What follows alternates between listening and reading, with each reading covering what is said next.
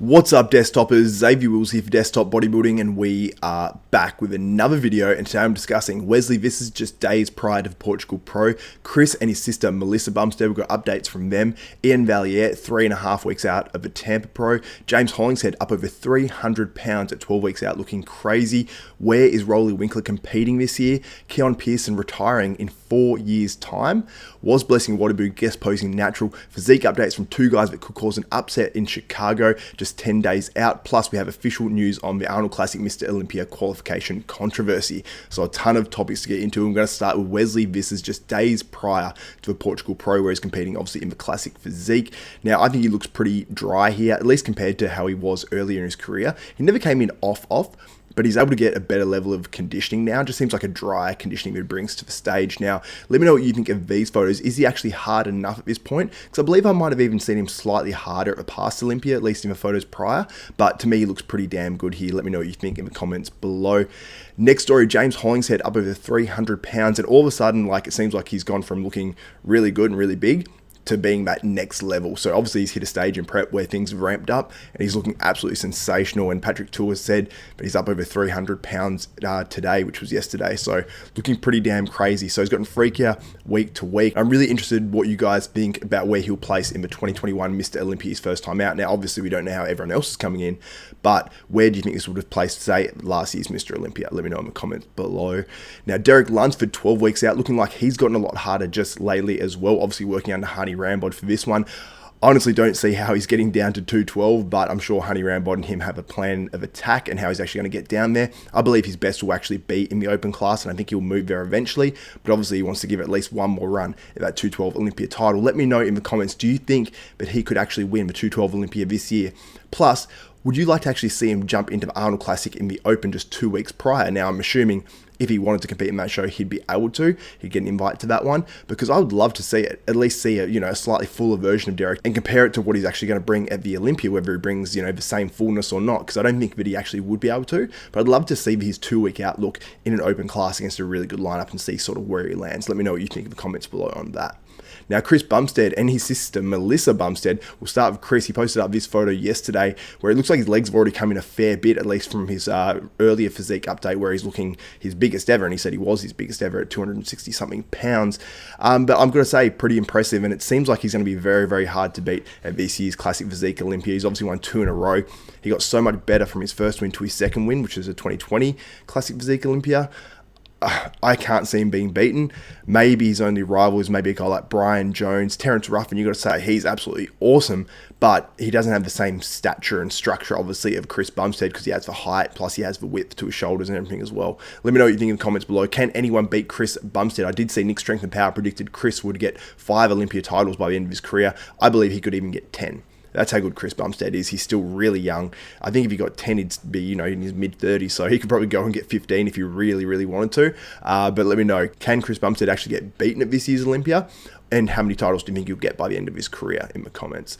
Now, his sister, Melissa Bumstead, who's also the wife of Iain Valliere. Now, she's put up these videos today. A lot of time, I believe she trains with Iain or around Iain at least as well. And he really pushes her, and she's looking fantastic. She's obviously got a show coming up at some point. I'm not sure what that show actually is, but I'd love to see her get back to the Olympia in the figure class and compete, in the same Olympia as Chris Bumstead, her brother, and obviously her partner as well, Iain Valliere. Because we've done that once before, but that was a few years ago. I'd love to see it happen again. And who knows, we could see Chris Bumstead winning in Olympia and Iain Valliere right up there, and Melissa Bumstead hopefully up there as well. Now, Iain Valliere is looking outrageous at the moment. He posted up this 3.5 weeks out.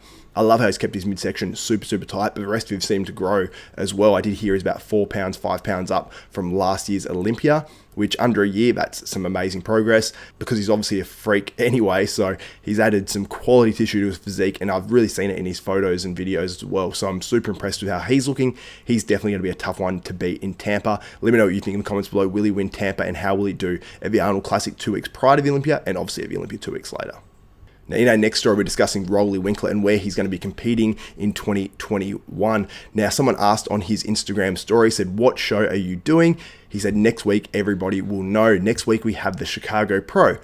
I would love to see him jump in that lineup. I believe, obviously, when they release the competitors list, it's normally about 4 days before the show, 5 days before the show maximum. I believe his name will be on there. I think he's doing that. Also, I saw this posted by Ron Harris under a photo that someone else posted up on Instagram. You can see it here. And he said very soon. So I believe it is at Chicago Pro. I've heard rumors around it. I've heard people sort of hinting at it and stuff. And I think where there's smoke, there's fire. So I believe we'll see Roelly Winklaar at the Chicago Pro. Could be totally wrong. Could be Tampa. Could be one of these other shows. But I did hear Chicago from a few random people as well. So we'll definitely be finding out next week whether it's an announcement or whether he's doing Chicago Pro. But it makes sense for him to be doing Chicago because he's not on the Portugal list, which is this weekend.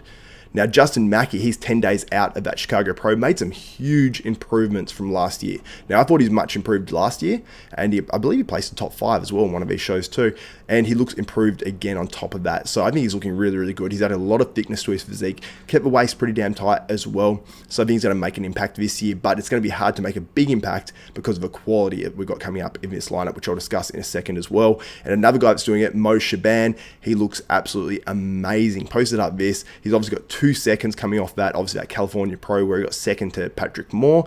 There's a little bit of controversy around that. I believe it was very close. I believe he actually improved his physique then for the show in the Bahamas where he got second to Keone Williams. Very close as well by many people's opinion. Keane still looked absolutely crazy, but I thought Mo was really, really good. And now we've got a huge lineup here he's going to be competing against, which is going to be very, very tough in Chicago. But we've got obviously Mohamed Shaaban, we've got Hunter Labrada, we've got Brett Wilkin, we've got Joe Maki, we've got Justin Maki, maybe Hassan Mustafa. Like there's a bunch of really good names in there. Probably a ton I'm missing out as well. But if you just take a top 5 or a top 6 from there, that's an awesome top 6 in any lineup. So cannot wait for that show. And we've got a few 212 guys to discuss as well. And one of them is Jason Lowe, who's been tagging me in everything on Instagram. And he's looking awesome. Like he started his off season really heavy, and he's really brought it in, especially lately. Now, he looks amazing, conditions great. One thing I'll say that maybe he can improve a little bit is some of his posing. On his back double bicep, he leaves his elbows quite low and things like that. If he can just sort of, fix those few little things up, he's got a very unique physique.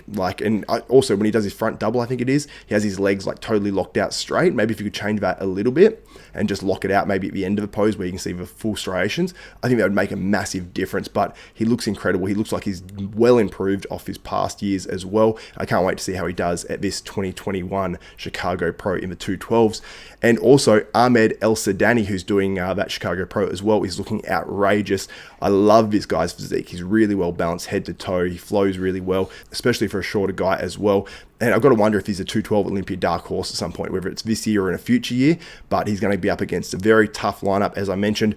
Obviously, you've got Jason Lowe, you've got Ahmed Elsadany, this guy, you've got Keone Pearson, John Jewett. Like that top 4, that is an outrageous top 4 for one of these smaller shows. And then you've got probably a ton of other guys I'm missing out as well. So I can't wait to see that.